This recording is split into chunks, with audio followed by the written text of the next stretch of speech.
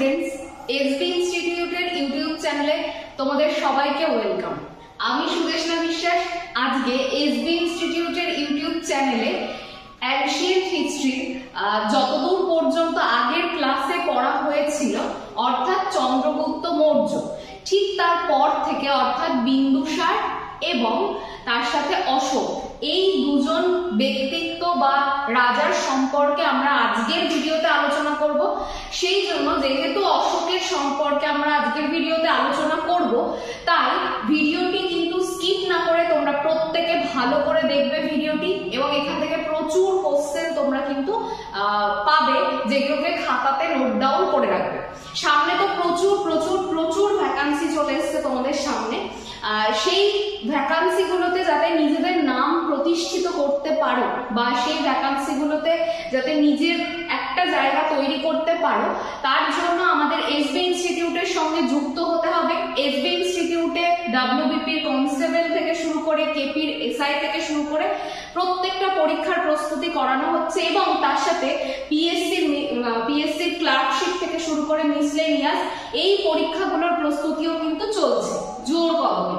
সেই জন্য যারা যারা এসবি ইনস্টিটিউটের সঙ্গে যুক্ত হতে চাইছো তারা অবশ্যই 9083644276 এই নাম্বারে ফোন করতে একদম ভুলো না।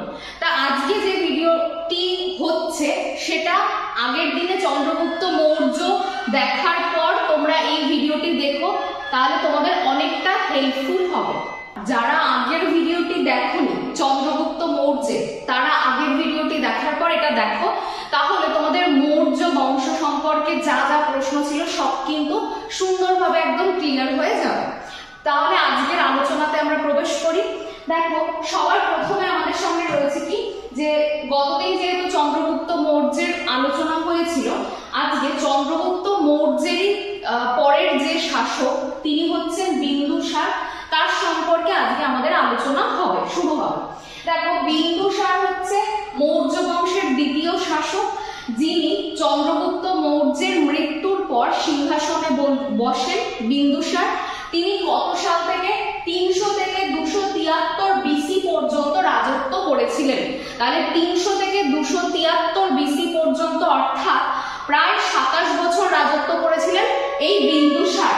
দেখো, পিতা চন্দ্রগুপ্ত মৌর্যের মৃত্যুর পর তিনি কিন্তু মগধের সিংহাসনে বসেন। আমরা মগধের উত্থান সম্পর্কে পড়েছি এবং তারপরে মগধেরই রাজবংশ সম্পর্কে আলোচনাতে রয়েছে এখনো অবধি। সেই জন্য মগধের সিংহাসনে বিন্দুসার, সময়কালটা অবশ্যই পড়বে, কারণ ইতিহাসের ক্ষেত্রে সময়কালগুলো খুব গুরুত্বপূর্ণ। তাহলে তোমরা আরো এর পাশাপাশি অনেক উত্তর কিন্তু দিতে পারবে।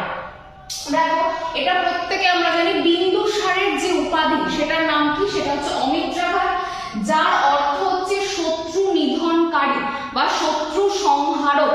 তাহলে অমিত্রাঘাত কার উপাধি?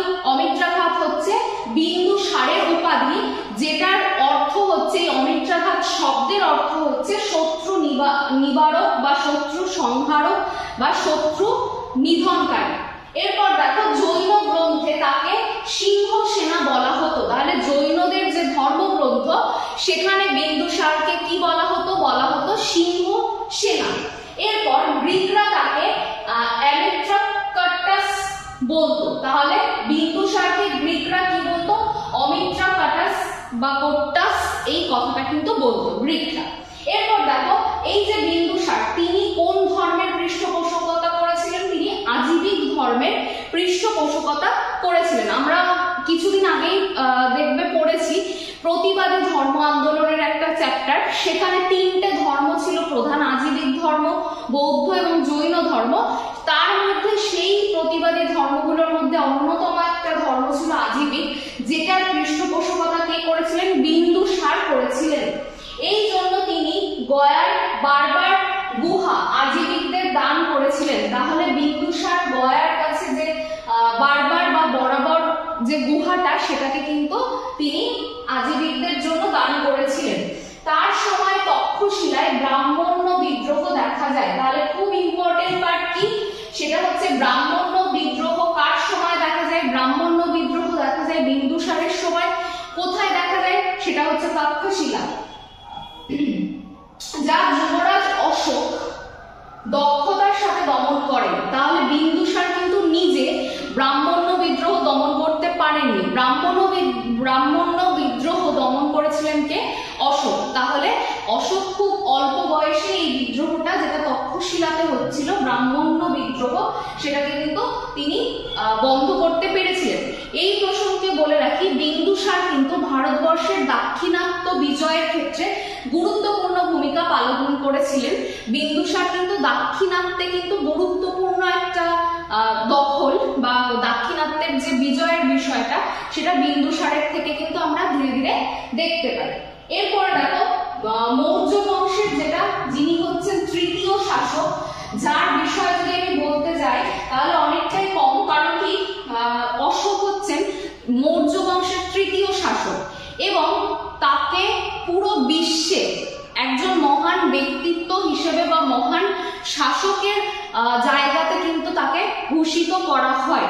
তাহলে অশোক কেন এই পুরো বিশ্বের কাছে পরিচিত হয়ে উঠলো, সেইটা কিন্তু আজকে আমরা ধীরে ধীরে দেখে নেব। তাহলে দেখো, আগে অশোকের শাসনের যে সময়কাল, সেটা কত? 273 থেকে 232 বিসি পর্যন্ত। তাহলে 273 থেকে 232 বিসি পর্যন্ত হচ্ছে অশোক মগধে শাসন করছেন এবং অশোক হচ্ছেন মগধের কিন্তু যথেষ্ট গুরুত্বপূর্ণ শাসক, তথা পুরো বিশ্বের কাছে অশোক কিন্তু খুবই গুরুত্বপূর্ণ ছিলেন। এবার দেখো কি বলছে, বিন্দুসারের মৃত্যুর পর মৌর্য সাম্রাজ্যের উত্তরাধিকারী কে হবেন তা নিয়ে কিন্তু গৃহযুদ্ধের পরিবেশ তৈরি হয়। কারণ বিন্দুসারের যেহেতু পুত্র সন্তানের সংখ্যা অনেক ছিল, সেই জন্য ঠিক কে বা কোন পুত্র সিংহাসনে বসবেন সেটা নিয়ে কিন্তু যথেষ্ট সেক্ষেত্রে যুদ্ধের পরিবেশ কিন্তু তৈরি হয়ে যেতে শুরু করলো। বৌদ্ধ গ্রন্থ দিব্যদান অনুসারে বিন্দুসার তার জ্যেষ্ঠ পুত্র সুসীমাকে উত্তরাধিকার নির্বাচন করলেও মন্ত্রী পরিষদরা অশোককে যোগ্য সম্রাট হিসেবে গ্রহণ করেন। তাহলে এখান থেকে দেখো, অশোক নিশ্চয়ই খুব পারদর্শী এবং তার যে বিষয়গুলো, সেটা অবশ্যই মন্ত্রী পরিষদকে আকৃষ্ট করেছিল বলেই মন্ত্রী পরিষদ কিন্তু বলতে পেরেছিল যে যতই জ্যেষ্ঠ পুত্র থাকুক না কেন, এক্ষেত্রে কিন্তু কে অগ্রাধিকার পাবে? এক্ষেত্রে অশোক অগ্রাধিকার পাবে, কারণ তিনি হচ্ছেন সব থেকে যোগ্য বা সব থেকে কিন্তু সুযোগ্য পুত্র। তাহলে এটাও কিন্তু গুরুত্বপূর্ণ। এরপর দেখো,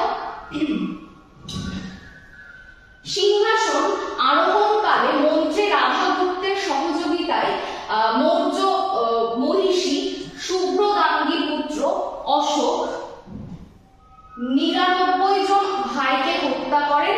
তাহলে ভাবো, অশোক 99 জন ভাইকে হত্যার পর মগধের সিংহাসনে বসেন। এই জন্য তাকে একটা বিশেষ নামে ডাকা হতো, সেটা হচ্ছে চণ্ডাশোক। তাহলে অশোক 99 জন ভাইকে হত্যা করে তারপর তিনি সিংহাসনে বসেছিলেন, সেই জন্য প্রথম দিকে অশোকের নাম রাখা হয়েছিল কিন্তু চণ্ডাশোক। এরপর দেখো কি, অশোকের যে উপাধি ছিল, দুটো উপাধি, দেবনাম প্রিয় এবং তার সাথে দেখো প্রিয়দর্শী। তাহলে প্রিয়দর্শী এবং দেবনাম প্রিয় অশোকের কিন্তু গুরুত্বপূর্ণ উপাধির মধ্যে অন্যতম ছিল। এরপর দেখো কি বলছে, অশোকের গুরুদেব যিনি ছিলেন তিনি হচ্ছেন বৌদ্ধ গুরু উপগুপ্ত। তাহলে বৌদ্ধ গুরু উপগুপ্ত ছিলেন কিন্তু অশোকের গুরুদেব।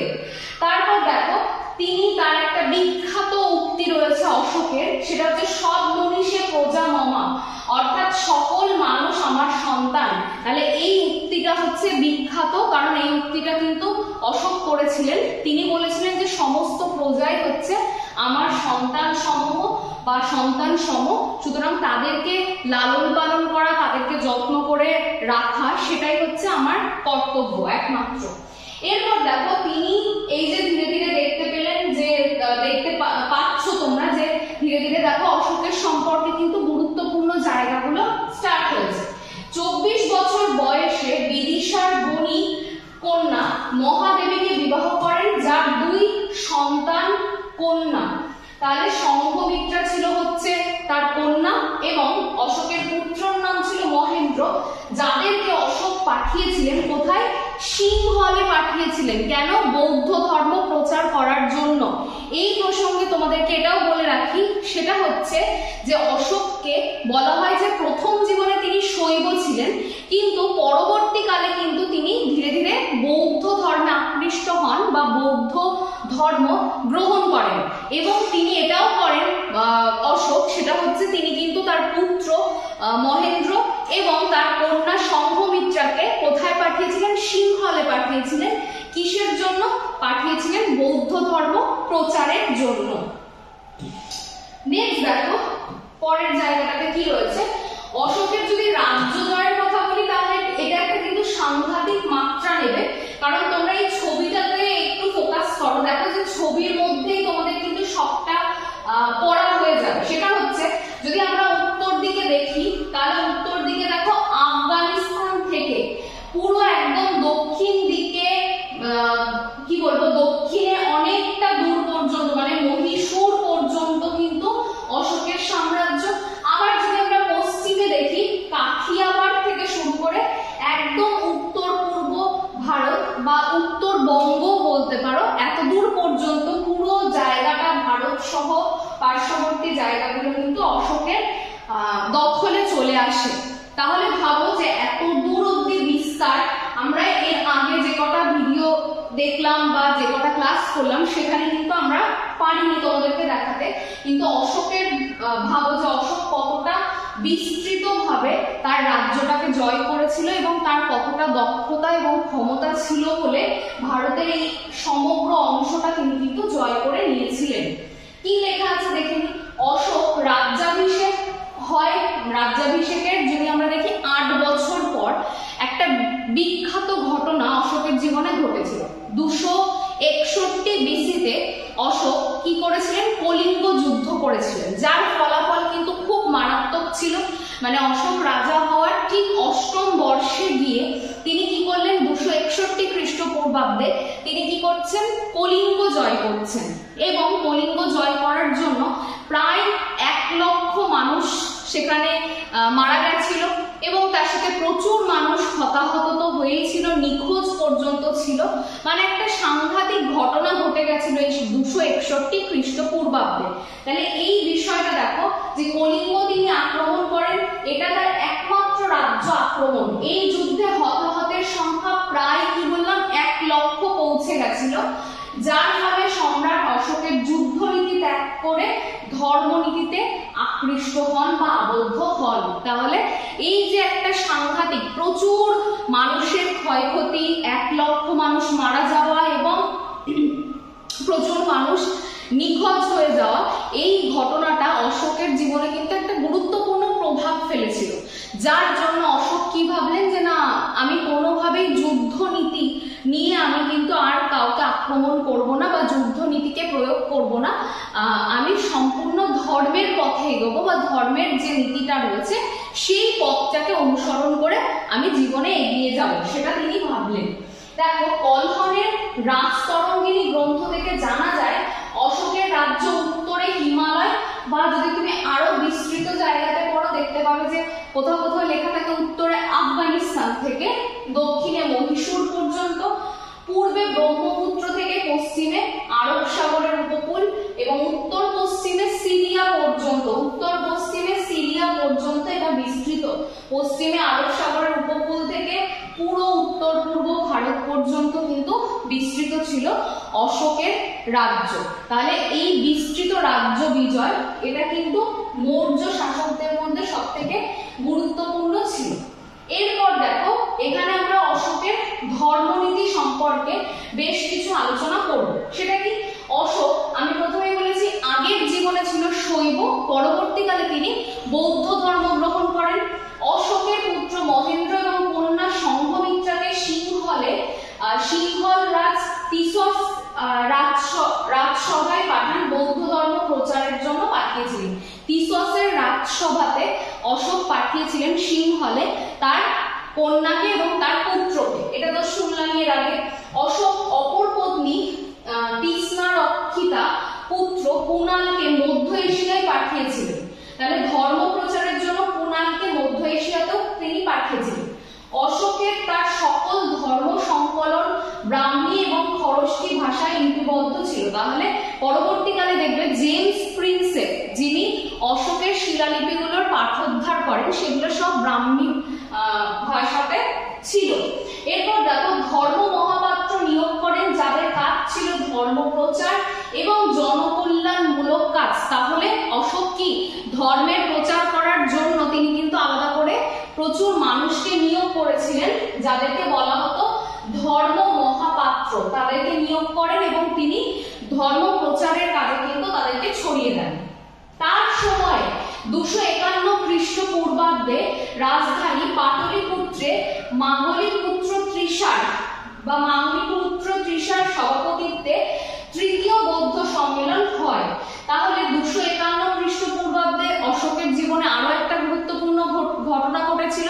সেটা কি 251 খ্রিস্টপূর্বাব্দে এখানে এই পাটলিপুত্রে কিন্তু তৃতীয় বৌদ্ধ সংগীতি অর্থাৎ বুদ্ধদের ধর্ম প্রচারের যে সম্মেলন অনুষ্ঠান সেটা সংঘটিত হয়েছিল পাটলিপুত্রে 251 খ্রিস্টপূর্বাব্দে। সভাপতিত্ব করেছিলেন কে? সেটা হচ্ছে তৃষা কিন্তু এখানে সভাপতিত্ব করেছিলেন। তিনি পশু হত্যা বন্ধ করেন এবং পশুদের জন্য দাতব্য চিকিৎসালয় নির্মাণ করেন। তাহলে ভাবো, আগে ছিল অশোক চণ্ডাশোক, 99 জন ভাইকে হত্যা করে তিনি সিংহাসনে বসলেন। তারপর দেখো তার মধ্যে কি পরিবর্তন আসলো। কলিঙ্গ বিজয়ের জন্য তিনি প্রায় 1 লক্ষের কাছে মানুষকে কিন্তু মানে মেরে ফেলেছিলেন। তারপরে হঠাৎ করে অশোকের মধ্যে এই পরিবর্তনগুলো আমরা দেখতে পেলাম। এরপর দেখো অশোক পালি ভাষাকে সারা দেশে চালু করেন এবং পরবর্তীকালে তিনি পালি ভাষাতে বিভিন্ন শিলালিপির প্রচারও করেছেন, মানে প্রকাশ করেছেন, কারণ পালি ভাষাটা ছিল সবার কাছে অনেকটাই সহজবোধ্য। সেই জন্য পালি ভাষাটাকে তিনি সারা দেশে ব্যবহার করতে শুরু করলেন। এরপর দেখো নেক্সট কি রয়েছে, সেটা হচ্ছে অশোকের যে শিলালিপিগুলো রয়েছে তাদের মধ্যে কি কি গুরুত্বপূর্ণ। দেখো অশোকের বিভিন্ন শিলালিপিতে বিভিন্ন বিষয়ে কিন্তু আলোচনা করা রয়েছে। মুখ্য 14টা শিলালিপির মধ্যে আমাদেরকে সেগুলো কিন্তু বিস্তৃত আলোচনা করতে হবে। এবার দেখো অশোকের শিলালিপি, অশোকের রাজত্বকালে রচিত শিলালিপিগুলি মূলত জনহিতার্থে পালি ভাষায় রচিত হলেও কিছু কিছু শিলালিপি খরষ্ঠী ভাষাতেও ছিল। তাহলে বেশিরভাগ, আমি একটু আগেই বললাম, পালি ভাষাটা যেহেতু সবার কাছে খুব বেশি সহজবোধ্য ছিল সেই জন্য বেশিরভাগ শিলালিপি পালি ভাষাতে ছিল, কিন্তু কিছু কিছু শিলালিপি কিন্তু খরষ্ঠী ভাষাতেও আমরা দেখতে পাই। এরপর দেখো সাঁচি স্তূপ, সারনাথ, অশোক স্তম্ভ তার রাজত্বকালে শ্রেষ্ঠ নিদর্শন।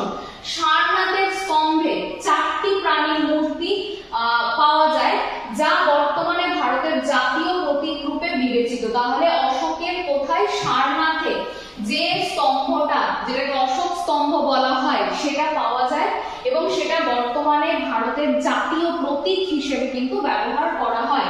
প্রাণীগুলো কি কি ছিল অশোক স্তম্ভে? হাতি ছিল, ঘোড়া ছিল, বৃষ ছিল আর ছিল হচ্ছে সিংহ। তাহলে এই কটা প্রাণীর ছবি কিন্তু আমরা অশোক স্তম্ভতে দেখতে পাই। আর সাঁচি স্তূপ, সারনাথ এগুলো কিন্তু খুব গুরুত্বপূর্ণ ছিল। বর্তমানে সেই জায়গাগুলো অশোকের জন্য খুব বিখ্যাত জায়গাতে পরিণত হয়েছে। অশোকের রাজত্বকালে কটা মুখ্য শিলালিপি? 14টা মুখ্য আর 13টা গৌণ শিলালিপি এবং 7টা মুখ্য ও 3টে গৌণ স্তম্ভলিপি। তাহলে শিলালিপিও যেরকম দেখা গেছে, স্তম্ভলিপিও দেখা গেছে। শিলালিপিগুলোর মধ্যে 14টা সম্পর্কে আমাদেরকে বিস্তারিত করতে হবে, কারণ বিভিন্ন পরীক্ষাতে কিন্তু এগুলো দিয়ে থাকে। তারপর দেখো কলিঙ্গ শিলালিপি ছিল তার সর্ববৃহৎ শিলালিপি, যেখানে তিনি কলিঙ্গ বিজয় এবং প্রজা অনুরাগী অশোকের বিবরণ পাওয়া যায়। তাহলে কলিঙ্গ বিজয়ের কথা এবং সেখান থেকে চণ্ডাশোক থেকে তিনি কিভাবে ধর্মাশোকে পরিণত হলেন, প্রজাদের প্রতি তার এত যে ভালোবাসা জন্মালো, সেই বিষয়টা কিন্তু ব্যাখ্যা করা আছে তার সর্ববৃহৎ শিলালিপি, যেটার নাম হচ্ছে কলিঙ্গ শিলালিপি। কান্দাহার শিলালিপিতে তিনি পশু হত্যা নিষেধের কথা উল্লেখ করেন। তাহলে কলিঙ্গ শিলালিপিতে কলিঙ্গ বিজয় এবং প্রজাদের প্রতি ভালোবাসার কথা তিনি তুলে ধরেন, আর কান্দাহার শিলালিপিতে তিনি পশু হত্যা নিষেধের কথা তুলে ধরেন। এরপরে দেখো নেক্সট যেটা রয়েছে, এখানে দেখো কিছু শিলালিপির বিষয়, যেটা আমরা শিলালিপিগুলোতে কি কি লেখা আছে সেই বিষয়ে আলোচনা করব। সেটা হচ্ছে প্রথম যেটা মুখ্য শিলালিপি ছিল, সেখানে পশু হত্যা এবং পশু বলি এই দুটো তিনি কিন্তু পুরোপুরি নিষিদ্ধকরণের কথা বলেন, পশু হত্যা এবং পশু বলির কথা। দ্বিতীয় মুখ্য শিলালিপিতে তিনি মানুষ এবং পশুর চিকিৎসা, ফল, ঔষধি, বৃক্ষরোপণ, কূপ খনন, পাণ্ড, সত্যপুত্র এবং কেরল পুত্রের উল্লেখ করেন। তৃতীয় যে মুখ্য শিলালিপি সেখানে দেখো প্রাদেশিক যুক্ত বা যুগ রাজুকদের প্রতি 5 বছর অন্তর সাম্রাজ্যের ভিন্ন ভিন্ন স্থানে গিয়ে ধর্মপ্রচার, যাতে রাজুকরা গিয়ে 5 বছর অন্তর অন্তর বিভিন্ন ভিন্ন ভিন্ন জায়গায় গিয়ে ধর্মটা প্রচার করতে পারে। ব্রাহ্মণ এবং শ্রমণদের প্রতি উদার আচরণবিধি, এই জিনিসগুলো তৃতীয় মুখ্য শিলালিপিতে লেখা ছিল। চতুর্থ মুখ্য শিলালিপিতে কি ছিল? ছিল হচ্ছে রণদামামার নিনাদ তথা ভেরি ঘোষের বদলে ধম্ম ঘোষের নীতি গ্রহণ। তাহলে ধম্ম ঘোষের এই নীতি গ্রহণটা কিন্তু আমরা চতুর্থ মুখ্য শিলালিপি থেকে পেয়ে থাকি। পঞ্চম যে মুখ্য শিলালিপি সেখানে তিনি দেখো এই যে ধম্ম ঘোষ নামের কর্মচারীদেরকে নিয়োগ করেন এবং যাতে পুরো পৃথিবীতে তার সাম্রাজ্যটা ধীরে ধীরে ছড়িয়ে পড়তে পারে এবং ধর্মের বিষয়টাও ছড়িয়ে পড়তে পারে সেটারও উল্লেখ করেন। ষষ্ঠ মুখ্য শিলালিপিতে প্রজাদের প্রতি কল্যাণ সূচক কাজকর্মের কথা তিনি বলেছিলেন। সপ্তম মুখ্য শিলালিপিতে তিনি ধর্মীয় সহিষ্ণুতার নীতি গ্রহণ করেছিলেন। অষ্টম মুখ্য শিলালিপিতে তিনি বুদ্ধগয়া বা বোধগয়া ভ্রমণ, যেটা হচ্ছে ধম্মযাত্রা আর বোধি বৃক্ষের দর্শনের কথাটা নিজে বর্ণনা করেছিলেন। নবম মুখ্য শিলালিপিতে তিনি কি বিভিন্ন আচার অনুষ্ঠান, এই বিষয়গুলো, নীতিবোধ, এগুলো সম্পর্কে আলোচনা করেন। দশম মুখ্য শিলালিপিতে তিনি গৌরব এবং খ্যাতির প্রতি অনাকাঙ্ক্ষা, ধর্মের প্রতি যাতে সবাই গুরুত্ব আরোপ করে সেই বিষয়ের কথা বলেন। একাদশ মুখ্য শিলালিপিতে তিনি গুরুজনদের প্রতি শ্রদ্ধা প্রদর্শন, ধর্মনীতি, এইগুলোর কথা তিনি বলেন। দ্বাদশ মুখ্য শিলালিপিতে তিনি স্ত্রী জাতির কল্যাণের জন্য ইতিবাচক যে মহামাত্র এর কথা তিনি কিন্তু বলেন। ত্রয়োদশ মুখ্য, যেটা খুব ইম্পর্টেন্ট, সেটা হচ্ছে কলিঙ্গ যুদ্ধ এবং পরবর্তীকালে অশোকের বৌদ্ধ ধর্মে ধর্মান্তকরণ এবং ধর্ম বিজয় ছাড়াও গ্রিক শাসকদের কথা বলেন। তাহলে ত্রয়োদশ মুখ্য শিলালিপিতে তিনি কি বললেন? তিনি বললেন কলিঙ্গ যুদ্ধের বিষয়। চতুর্দশ মুখ্য শিলালিপি, যেখানে তিনি কি বললেন? যে শিলালেখকগুলির উদ্দেশ্য সম্পর্কে বলা, মানে 3টে ভাষা এবং 4টে লিপি তিনি ব্যবহার করেছিলেন। প্রাকৃত শিলালিপিগুলো ব্রাহ্মী এবং খরষ্টি ভাষাতেও লেখা হতো, যাতে সাধারণ মানুষ সেটা পড়তে এবং বুঝতে পারে। তাহলে শিলালিপিতে কি কি ভাষা এবং শিলালিপিগুলোর কি উদ্দেশ্যে লেখা হয়েছিল সেই কথাটা চতুর্দশ শিলালিপিতে, মানে চতুর্দশ মুখ্য শিলালিপিতে তিনি বর্ণনা করেন। এরপর সব থেকে দেখো খুব যদি বলো গুরুত্বপূর্ণ, তাহলে অবশ্যই সেটা তৃতীয় মুখ্য শিলালিপিটা কিন্তু ভীষণভাবে গুরুত্বপূর্ণ হবে। এরপরে দেখো আমরা এখানে একটা শব্দ পাবো, যেটা হচ্ছে মাস্কি শিলালিপিতে ধম্ম কথাটা লিপিবদ্ধ আছে। এবার কথা হচ্ছে মাস্কি শিলালিপি কোথায় রয়েছে? সেটা হচ্ছে কর্ণাটকের রায়চুরে রয়েছে, রায়চুর নামক স্থানে।